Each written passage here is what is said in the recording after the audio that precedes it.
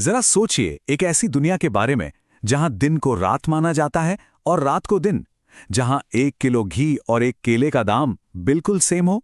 जी हां, स्वागत है किंगडम ऑफ फूल्स में, यानी कि मूर्खों के राज्य में। एक ऐसी कहानी जहां कॉमन सेंस और लॉजिक दोनों ही लंबी छुट्टी पर हैं। और इस अजब गजब राज्य को चला कौन रहा था? एक राजा और उनका मंत्री।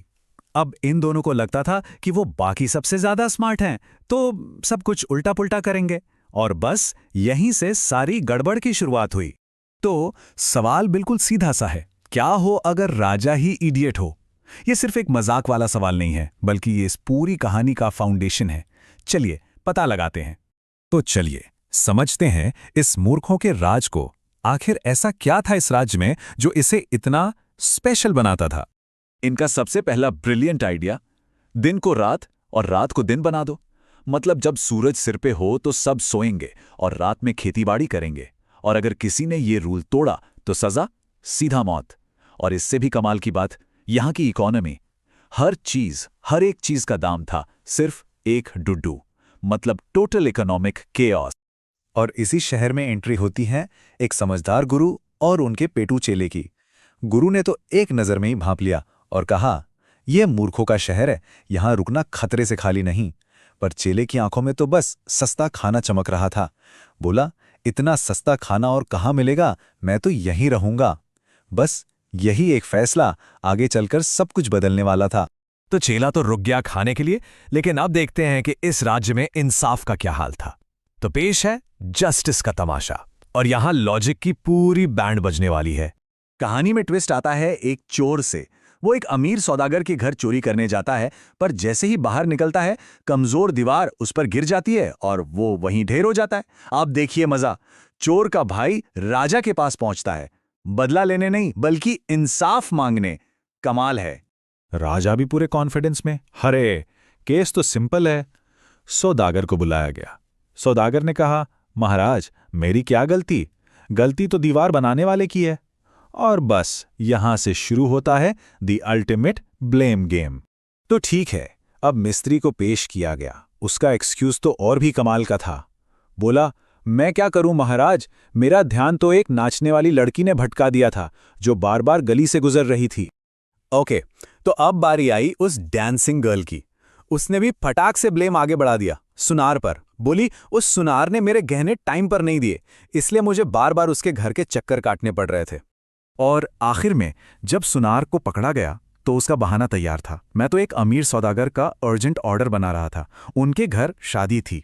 और अंदाजा लगाइए ये अमीर सौदागर कौन था?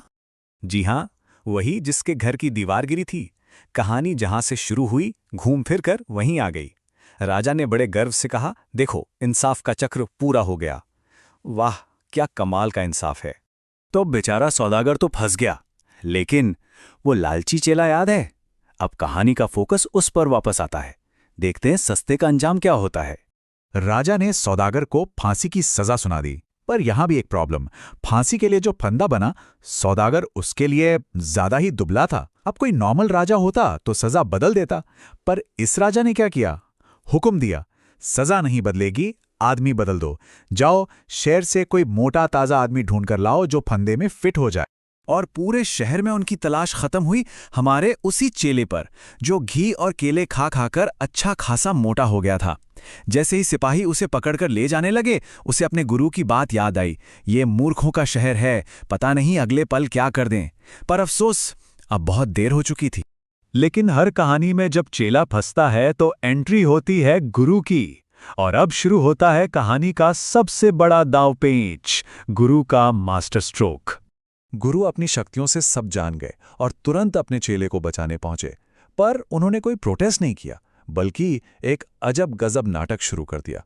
गुरु और चेला आपस में लड़ने लगे। नहीं पहले मैं मरूंगा, नहीं पहले मुझे फांसी दो। राजा बेचारा हैरान कि भाई मरने के लिए कौन लड़ता है। राजा से रहा नहीं गया, उसने पूछ ही लिया कि माजरा क्या है। और तब गुरु ने चला अपना ब्रह्मास्त्र, एक ऐसा झूठ जो इस राज्य का पूरा इतिहास बदलने वाला था। तो क्या था गुरु का ये मास्टर प्लान? स्टेप 1, राजा को बताया कि ये कोई आम फांसी का फंदा नहीं, ये इंसाफ के देवता का फंदा है। स्टेप 2, जो इस पर पहले मरेगा वो अगले जन्म में इसी राज्य का राजा बनेगा। और स्टेप 3, जो दूसरा मरेगा वो बनेगा मंत्री। गुरु ने राजा के लालच को ही उसका सबसे बड़ा दुश्मन बना दिया और प्लान काम कर गया। राजा और मंत्री दोनों लालच में अंधे हो गए। उन्हें लगा, अरे वाह, इससे अच्छी डील तो हो ही नहीं सकती। उसी रात उन्होंने चुपके से गुरु चिले को आजाद किया और उनकी जगह खुद फांसी पर चढ़ गए। उन मूर्खों ने अगले जन्म के राज के लिए इस जन्म की बलि दे।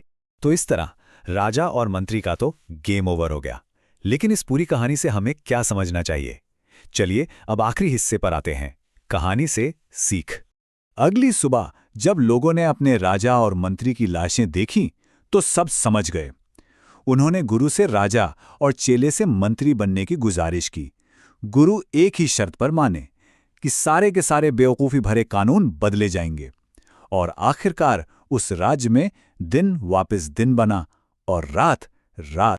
तो इस कहानी से की टेकअवेज क्या है? सबसे पहली सीख, अनप्रेडिक्टेबल और मूर्ख लोगों से हमेशा दूर रहना चाहिए। दूसरी, लालच हमेशा ले डूबता है, चाहे वो चेले का खाने का लालच हो या राजा का सत्ता का। तीसरी बात, कभी कभी सबसे सस्ती चीजों की ही सबसे भारी कीमत चुकानी पड़ती है। और आखिर में सबसे बड़ा सबक, समझदारी और बुद्धि हमेशा मूर्खता पर जीत हासिल करती है। लेकिन ये सब जानने के बाद एक आखिरी सवाल तो बनता है, इस पूरी कहानी में असली फूल कौन था?